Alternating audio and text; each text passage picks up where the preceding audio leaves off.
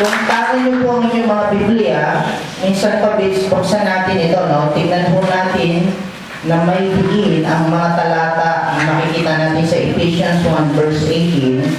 Patuloy po tayo hanggang verse 21. Alright, bigyan natin po ng diin yan. Efeso, kabanata 1, mga talatang 8, patuloy hanggang 21. Babasahin ko sa NIV, no? I pray also that the eyes of your heart may be enlightened in order that you may know the hope to which He hath called you, the riches of His glorious inheritance in the saints, and His incomparably great power for us who believe.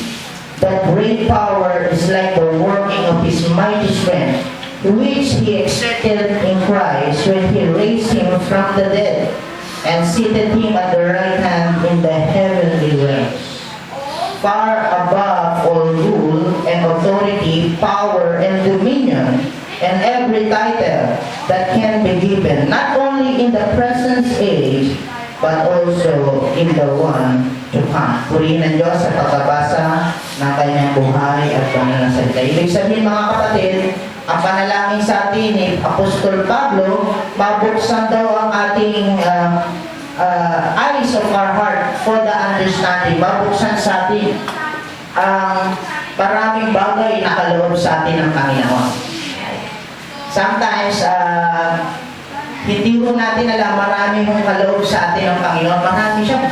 Sinabi ng Biblia, you are blessed. Ngayon, Ephesians din yan. And then mo yan, sa Ephesians 1, verse, tignan mo natin verse 3. Taas mo natin ang basa. Praise to God and the Father of our Lord Jesus, who hath blessed us in heavenly realms with every spiritual blessing in Christ. Dahil kay Kristo, may access tayo sa lahat ng pagpapalang spiritual. Ulitin ko, lahat ng bagay nagsisimula sa spiritual realm. Tapos kasunod yan, physical realm. Ngayon, blessed pala tayo. Sabihin natin, I am blessed. I am blessed. We are blessed. We are blessed. Ayun, halipang paniwalaan mo yan. Blessed ba ako eh? May sakit nga ako. Blessed ba ako? Inaway nga ako kanina ng asawa ko papunta dito sa church. Wala nga ako pamasahe, blessed. Kaya pag-uusapan natin ito, spirit, soul, and body. May question ako, mga kapatid. Do you know the real? Kilala mo ba kung yung buong ikaw? At how do people could really touch you?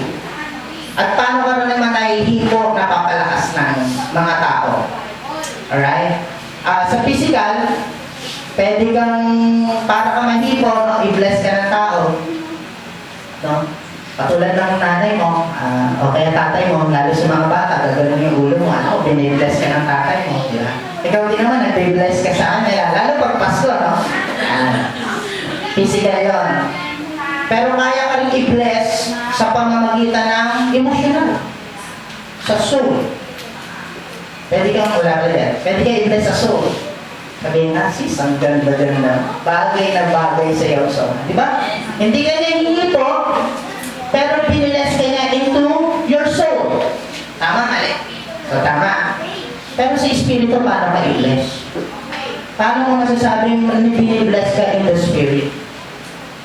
Yan, kaya pag-uusapan natin yan. Okay? At least nakakarating na tayo doon. At kung paano tayo real as, kasi sabi ng Biblia, tayo ay three-part. Spirit, soul, and body. Hindi lang tayo physical.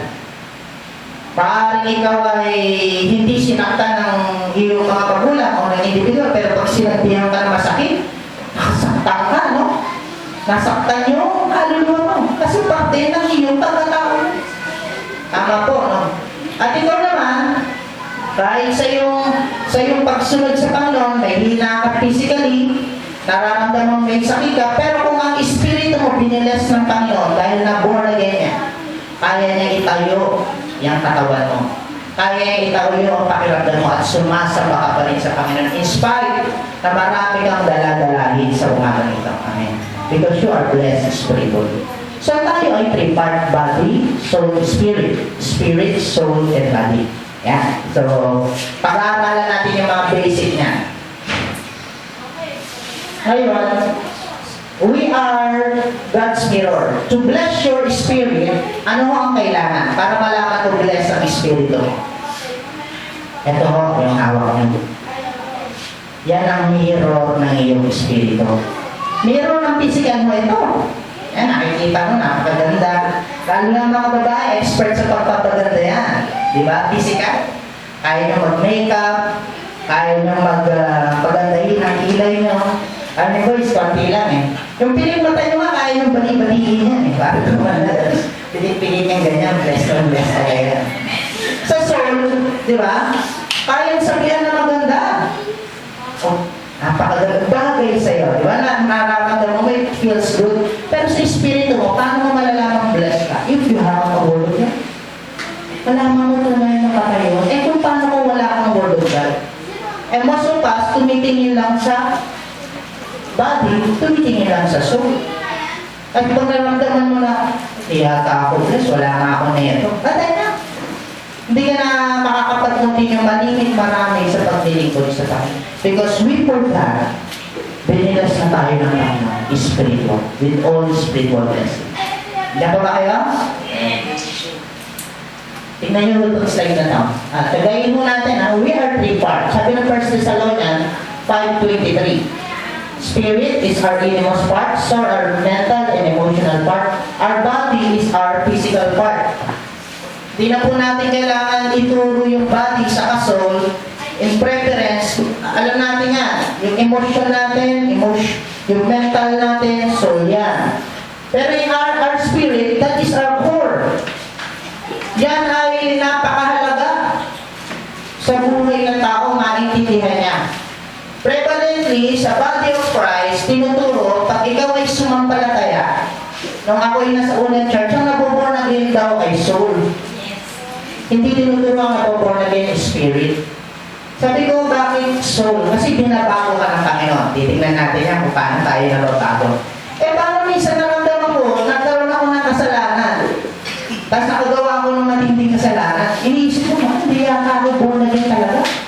Tapos kinukundem ako. Remember, I have preached about conscience. Lalo pag nagkasala ka, tukumbing ka ng conscience mo, sasabihin sa'yo yung wala ka na. Kasi ano yan eh, condemner yan. Hindi yung Panginoon. Eh, hindi ka tumingin in your spirit. Ako, hindi yata totoo yung sinasabi ng Biblia, binago na ako. Yeah, di na ako konting. Kasi nalimutan ko ipaliwanag, we have our spirit. Spirit, soul, and body. Sabihin natin spirit, soul, and body. So umagang ito medyo teaching tayo at di tayo more on preaching. So tsagayin niyo ako. So this is your body. Ang body connected sa soul. But body cannot access your spirit. Dadaan talaga siya sa soul eh. Your spirit also cannot be felt from your body. Dadaan mo na siya sa soul. Nagigets nyo? So magkakakunin ang spirit, soul, body. Pero body to tap the spirit, hindi. The spirit to tap the body, hindi pa rin. Alright? So tagayin mo natin yan. Because these are in the spiritual realm. Kung mapapansin nyo, ang tao, mas lamang sa kanya ang spiritual realm. Yes. Isa lang yung body. Pero yung soul mo na hindi nakikita, spirit mo hindi nakikita, there are two parts of spirituality in human part. Kaya tayo more on spiritual part. Kung hindi pa tayo nabuborn na ganitong spirito natin, patay ito. Kaya sabi ni Ephesians 2 verse 1, kayo'y unay mga patay sa inyong pagsuway. Pero salamat sa Panginoon sa labi ng verse 9 na born again tayo, na-save tayo, hindi na ating own effort, but by faith through the grace of God. Kaya binuhay niya yung espiritu mo. Kaya noon, wala kang connection kay God kasi ito yung ating relasyon ng part kay God because God is spirit. Remember that. John 4:24, God is spirit. Those who would worship Him should worship Him in spirit and in truth. Ito ang connection natin kay God. Kung hindi yan na born again, sa pamamagitan ng Ebanghelyo, wala yung connection kay God. Kahit attend tayo sa church, na ilang beses tayo nilubog sa tubig, binaptize tayo, you have just religion. But relationship, pag hindi yan nabuhay, through the gospel, through your faith in the Lord Jesus, hindi yan buhay. Pero ito ngayon, nung na-born again ka naman, ito ang ginagawa ng away. Sinapaniwala ng kaaway. No? Hindi ka pa binago. Wala nga yung epekto eh. Pupustrate ka niya in your physical form. Kaya ang atake ng kaaway, lagi yan sa physical eh. Sasabihin niya sa'yo, wala ka na ito. Naglilingkod ka kagad, wala ka na.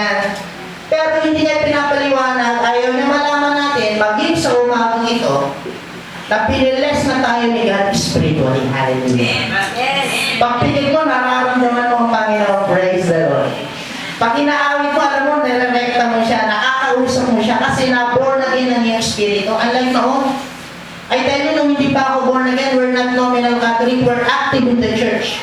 Sunday after Sunday, hindi lang Sunday after Sunday, novena, lahat yata, pati paglalo yung sa Rosario, yung kompleto namin yan, yung litanya. Nire-recite lang namin. Ang kala namin, napiplis namin si God. Pero hindi kami nakakatag to Spirit because our spirit is not yet born again. Are you still with me? Look at this slide. Mas maganda po ito. Look at your body. Body is made the function of your 5 nerves, 5 senses. So, yan ang body nyo. Ang soul natin, it has 3 components. No? May conscious mind, thinking and reasoning, absolute reasoning, pero hindi siyang subconscious, which is the beliefs, attitude, feeling, emotion, and memory. Pag natulog ka, subconscious ang iniisip. May mga panaginip na subconscious siya. Alright? But you have also your will, choices. Siya ang pumipili talaga eh. Siya ang involved. No? Parte din pala ng choices mo involves your nervous, yung endocrine, and yung immune system mo, parte niya ng soul mo. Alright? Pero yung spirit mo, pinaka-core, nandoon yung heart, doon nag-reveal kung ano ang purpose mo, kung ano ang meaning ng buhay mo, kung anong pag-ibig meron ka sa Panginoon. Ang mahirap yan, kung yan ay blacken ng kasalanan, hindi pa nabuborn na ganyan, ang mga tao ay walang purpose, hindi alam ang pag-ibig ng Diyos. That's why they bounce back from one sin to another. Alright? Kaya sumusunod lang yung soul, sumusunod yung body. Iba, namamatay minsan, nakabisyo. Namamatay sa sobrang lungkot, namamatay sa depression. But in the name of the Lord Jesus, walang Kristiyano na namamatay sa depression. Walang Kristiyano dapat namamatay. Kung ang buhay ni Kristo ay dumadaloy sa kanyang espiritu, walang Kristiyano kalula. Walang Kristiyano pwede niya ihapay ng kanyang problema, sabihin din na ako maglilingkod sa iyo, Lord, di mo naman ako binilis. See? Nandiyan ko na kaya? Ayan. Look at this slide. Many confused spirit and soul are basically the same. Ibang aral, sinasabi lang ay ito. Ito po ang nakakalungkot sa ibang aral. Yung soul spirit, yun na din daw ang spirit. Kaya meron pong aral na dichotism na tinatawag. Pero tayo hindi ko tayo. Biblically sound, 1 Thessalonians 5:23, spirit, soul, and body. Alibang na-born again ang iyong spirit, hindi mo malalaman ang real meaning ng buhay mo. Hindi mo malalaman kung bakit ka kinarelate ni God. Hindi mo rin mararanasan ang buhay na walang hanggan. Kaya habang buhay po tayo, may eternal life na tayo dito. Ang buhay na walang hanggan, hindi mag-start yan sa heaven. Dito pala, alam mo na may buhay na walang hanggan ka. Kaya sabi ng unang 1:5:20, at ito ay nasulat upang makalaman nyo na ang ating Ama sa langit pinagkaloob si Kristo para sa inyo at ito ang buhay na walang hanggan. So therefore, habang buhay ka, alam mo may buhay na walang hanggan ka kasi na-born again ang Espiritu. Hindi na-born again ang soul mo, hindi na-born again ang katawan mo. Ano ang na-born again sa ating Espiritu? That's why sinabi ng Biblia, born from above. Born again means from the word periscope. No? Nakita niyo yung submarino, nasa ilalim siya ng tubig, pero yung telescope na umaakal, tapos sumisilip siya, nandiyan na yung enemy. Tinitignan niya from above, lahat ng perspektibo sa kanyang buhay. Ganon ang buhay Kristiyano. Tinitignan natin sa perspektibo, sa buhay spiritual, Father God, pakita mo sitwasyon ko ngayon in my spirit. Defeated ba ako? Sabihin sa'yo, you're not defeated, you are blessed. Wala nga akong panasin, tuloy lang. Blessed na. Pero, because in your spirit, pinagkaloob na ni God ang lahat na kailangan mo kasi buhay ng Espiritu mo. Buhay nga relasyon mo. Kaya therefore, pag pigit mo, pag nanalangin ka, buhay ang panalangin mo. Buhay ang pagtawag mo sa Panginoon. You would have your relationship and you would call Big Daddy, Abba Father. Hallelujah. Dati nagagawa ba natin yan? Di pa tayo nabuborn again? Nung wala pang ebanghelyo, wala. Sabi ko nga sa nanay ko, Nay, bakit iba-iba mo yung ating santo? Tapos minsan yung si Jesus iba-iba kulay. Minsan maliting. Bata ako, mga grade 3 ko, tinanong ko siya. Minsan maliting mo, Peter Brown, doon naman puputi, doon sa St. Joseph Parish. Sabi sa akin, tumahimik ka. Hindi mo alam sinasabi mo. Kaya nga tinatanong ko, hindi ko alam sinasabi ko.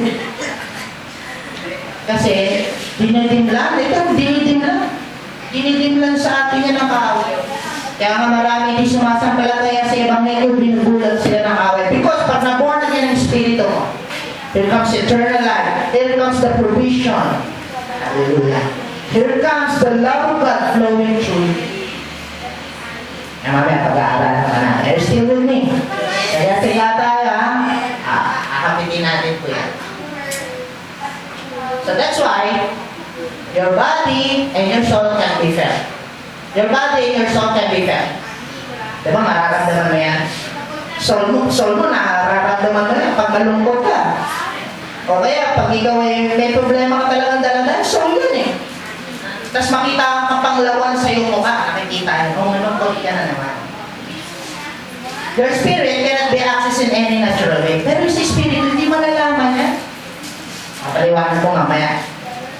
Hindi ma-access siya kung talagang kung kaya minsan maraming mapagpanggap, di ba? Maraming hidwang pananampalataya, akala mo sa Panginoon, no? Pero kita mo, ibang espiritu pinapahayag. Why? Ibang pahayag nila kay Kristo. Ibang pahayag nila sa buhay na walang hanggan. Ibang pahayag nila sa Biblia. Iba din ang pahayag nila sa kanilang sarili. I am the appointed son. Whoever believed on me shall have eternal life. And the Jerusalem is now in the bow. And you should believe, because you have only denomination. But here we have the kingdom of God. Eh, kung mahina-hina ka, di buhay ang espiritu mo, di pupuna. Dala ka. Diba? Na mga kapatid, napakahalaga ang born again. Napakahalaga ang aral na ito. Napakahalagang nag-ihatid sa atin ito. John 3:6, sabi dyan, no? Sabi nga ni Jesus, those who are born from the Spirit is born from the Spirit. Those who are born from the flesh is born from the flesh. Ibig sabihin, na ipanganak tayo sa laman, dapat dumating sa buhay ng tao, maipanganak siya sa Espiritu. Maipanganak siya ng Diyos. Sa pamamagitan ng Ebanghelyo. Sa pamamagitan ni Kristo. Na ang salita ng Diyos, it would wash your sin away. Sabi ng Biblia, at ikaw ay lilinisin niya at ipapanganak ka muli sa Espiritu para mabuhay ang iyong Espiritu. Amen? Sino na ngayon dito ang mga born again? May you raise your hand. Let's say proud, I am born again. I am born again. And I know that I am. And I know that I am. Ayan. Praise God. Diba tinanong, ano ho ako? Hindi ho ako, sabi nga ng iba, may naman kami ni nanay ko. Yung iba mali kasi yung notion sa born again. Kala nila born again, yung mga nanginginig. Tapos bumigula yung bibig. Tapos iba, lumolobo yung ilong. May, di yun. Balik tayo sa Biblia. Ang born again po ay termino sa Biblia na ikaw ay nakipag-isa kay Kristo. Si Kristo, tinanggap mo, binayaran ang kasalanan mo, at binuhay ang iyong Espiritu. Pinanganak ka na ng Diyos. Kaya sabi ni Nicodemo, hirap po naman yan. Mapasok ba ako sa tiyan ng aking ina? Yeah. Para iiri niya ako ulit. Eh, born from the flesh yun. Pero sinasabi ni Kristo, may panganak ka sa Espiritu. Okay? Yan. So, you can't contact your spirit through your emotion or physical. Hindi mo yung mararamdaman. Hindi mo yung mararamdaman.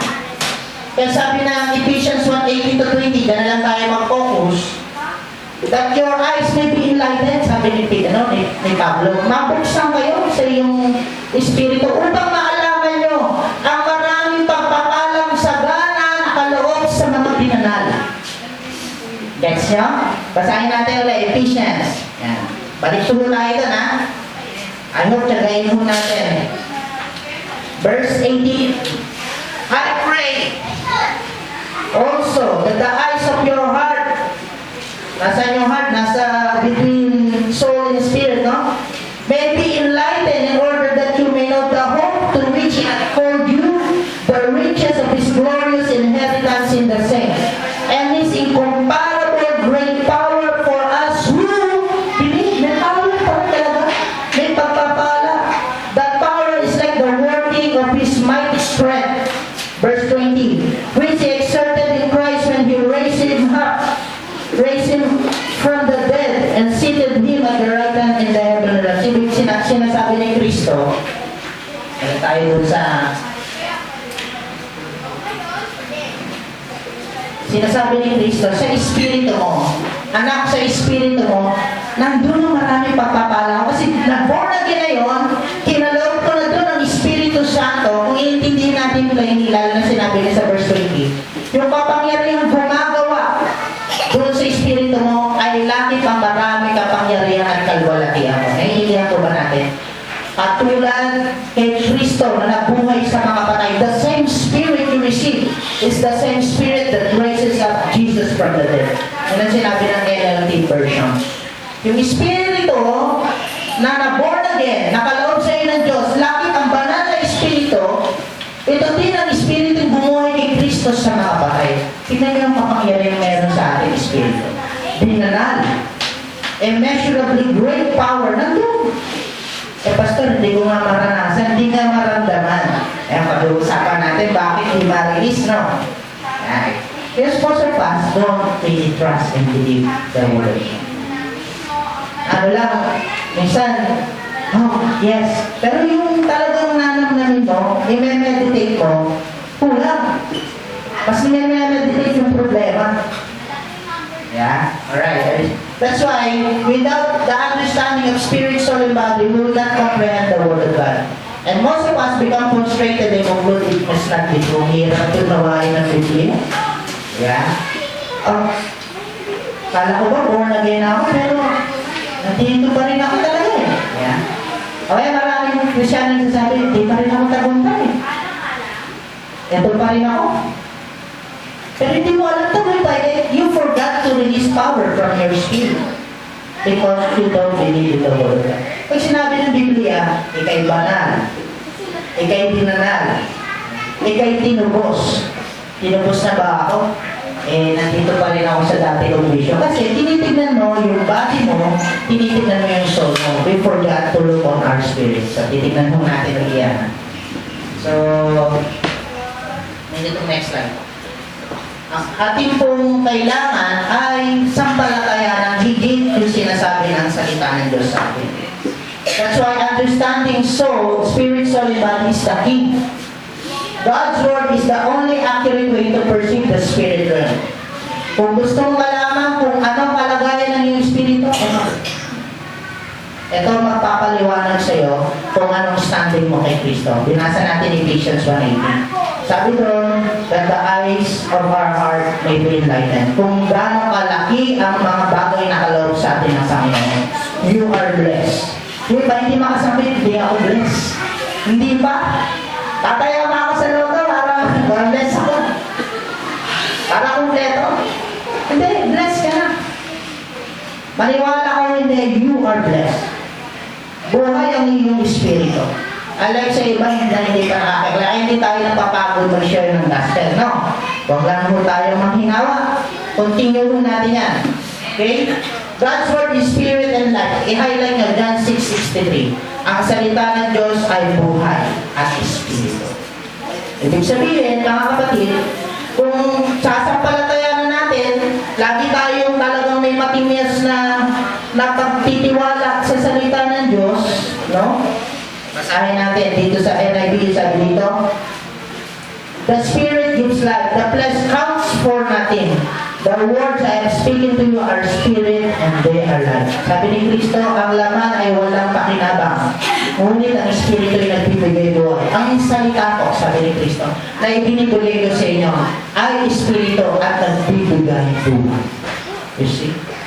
Ibig sabihin, pag tinatanggap natin ang Word of God sa buhay natin, sampalatayanan natin ang mga katotohanan nito sa buhay natin. Alright? Hindi pa ba kaya? Are you still listening? God's word revealed spiritual reality. Pag sinabi ni Kristo, ikaw ay tinubos ko na. You are redeemed. Papaniwalaan mo ba hindi? Pag tinignan mo sa physical, hindi naman ako redeemed. Pag sinabi mo sa redeemed na ba ako medyo nagkakamali pa rin ako. Hindi ka pa rin sa word pa lang. Pero in your spirit, redeemed ka na. Perfect na. Hello. Buhay na. Praise the Lord. Pag-usapan pa natin. Medyo taga lang taga. Praise God. Sabi nga dito, yun yung picture. Mirror on the wall. Ayun na. Hindi ka nagsabi ng totoo sa akin.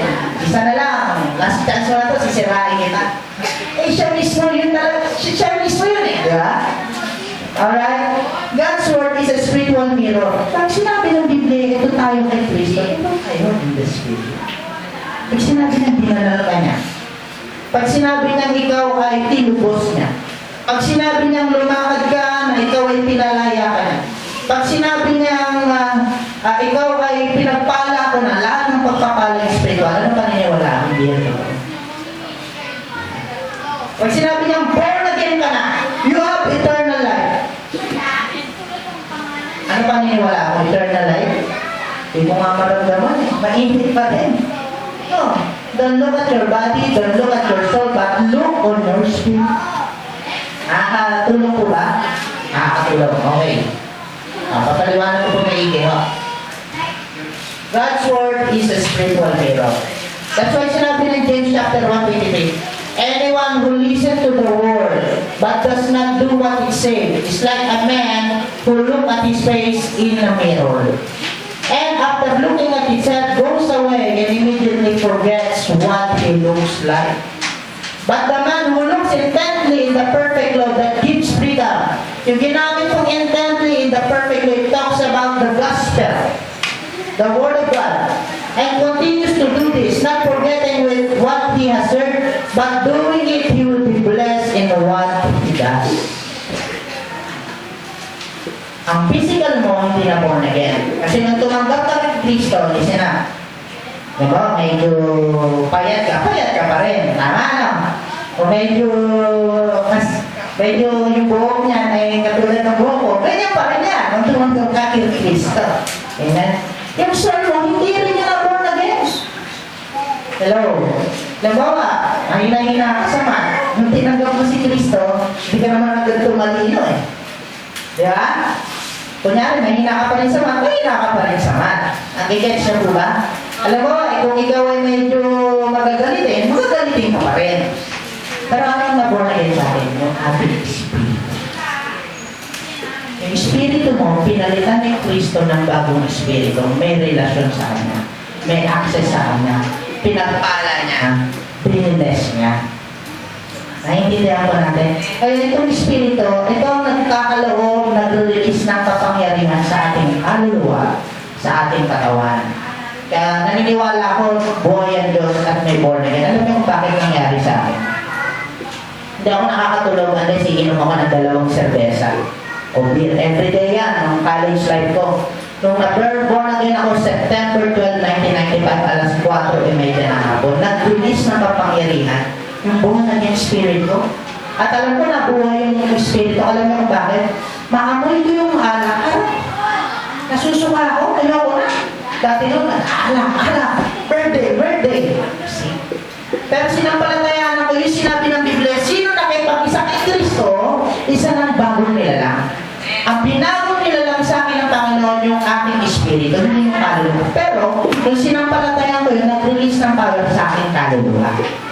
Kaya mainam pa ako, kahit tanong yung misis ko, hindi ako umakyat ng ligaw yan hanggang hindi ako nakakainom ng 2 beer. Kung hindi pa ako nakakakilala kay God. Kasi takot ako sa mother-in-law ko.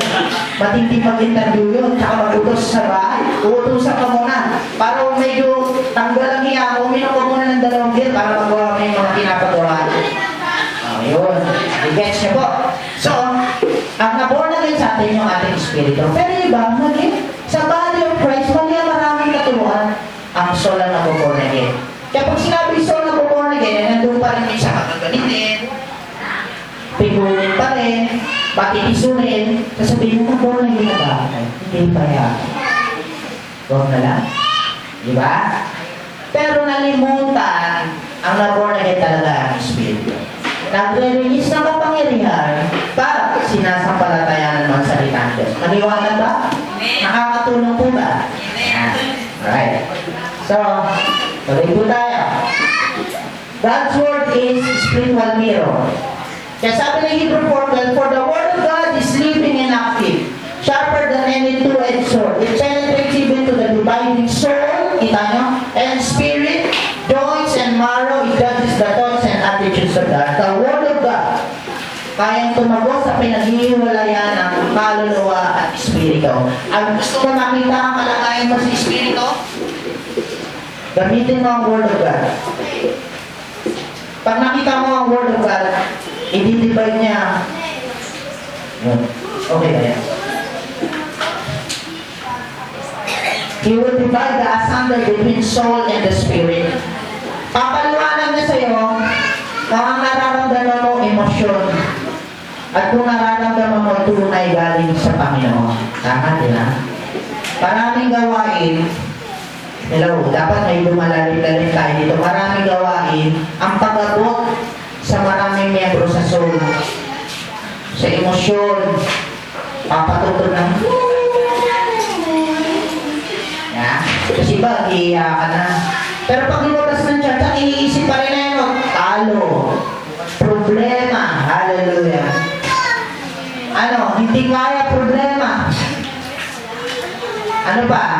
Sa soul level lang ang pag-abot. Pero pag na-touch ka in the spirit by the word of God, lalabas ka ay may problema. Pero, thank you Lord, may pag-asa, breakthrough. Thank you Lord, you answer me, your love is so amazing. Lord, my love is set before you. Tumitibay ka. Tumitibay ang relasyon mo. Kasi ang pag-abot sa iyo ay espiritu. Sa espiritu mo, nag-release na kapangyarihan ng salita ng Diyos. Yung iba, tatayo o pe-preach. Ayon sa psychology, ayan, puro mga kwentong barbero. Hindi na-abot tuloy yung espiritu natin. Ang nakakabot, soul. Kaya minsan, hindi sila magpapatayo sa mga pulpito. PhD ba yan? Yan ba ay doctorate? Marami ganyan. Marami ako nakita mga doctorate Hinalo ka lang pag nag-preach Hello? Ang pag-abot sa atin ay sa kaluluwa lang. Anong kailangan pag-abot sa atin sa pag-aaral ng salita ng Diyos? Sa espiritu. Mapagtibay ka kapatid. At naalaman mo ang Diyos ay nagkaloob sa iyo ng maraming bagay.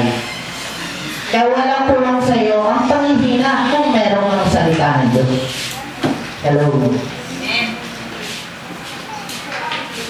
Next slide. Nandiyan pa ba kayo? Right. Spirit, soul, and body. Look at this one. All things new. Sabi ng 2 Corinthians, sino nakipag-isa kay Kristo ay isa ng bagong nilala. Sa ibang teaching, ibang church, ang nabinago daw kaluluwa.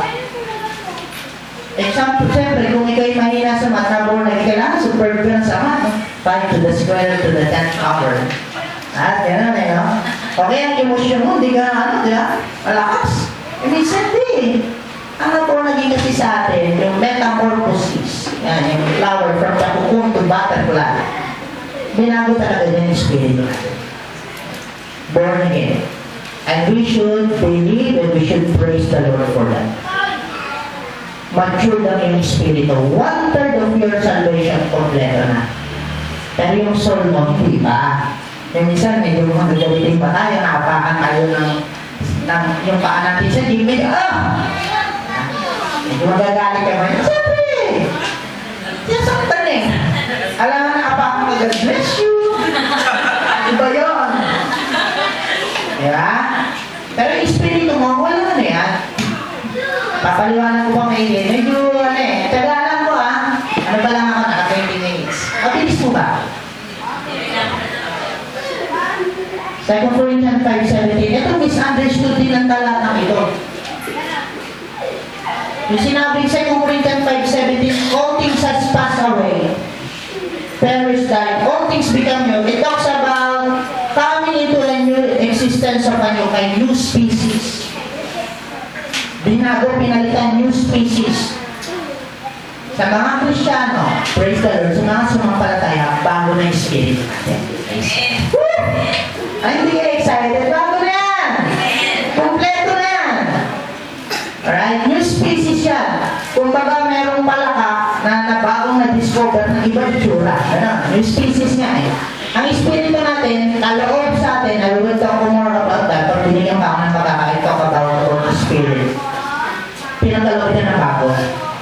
Tapos, itong bagong espiritu natin, may relasyon sa Panginoon, kaya niya yung, alam niya yung spiritual truths, unlike noon. Diba? At yan ang kagandahan sa mga na-born again. Alright? Tapos, all things are of God, the originator is God. Yung spirito na nasa iyo ngayon, born again, galing kay David. Kaya merong relasyon buhay. Kaya yun, salamat sa Panginoon. That's why every born-again believer has undergone a complete inner transformation in our soul. Pastor Phil, bakit hindi minsan pamaranasan in the soul at saka spiritual level? Kaya, andyan na sa bakayan, wala na natin.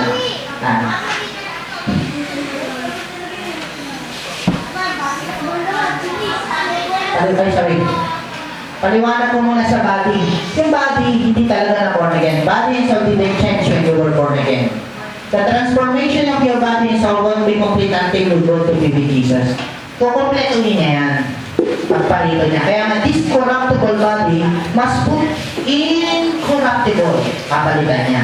Kasama ng soul natin. Pero yung espiritu mo, wala kang mababasa, babaguhin ni God yung ating espiritu sa heaven. Kasi binago niya dito pa. Na-born again na. Born again. Sabihin natin, born again.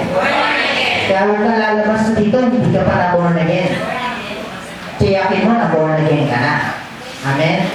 Mamaya kung may tanong ka, ililid ka namin sa Panginoon. Ngayon, pero yung body mo, porche siya, binilugin niya ni Kristo. Yung soul mo gano'n din, babalik na kay Kristo yan.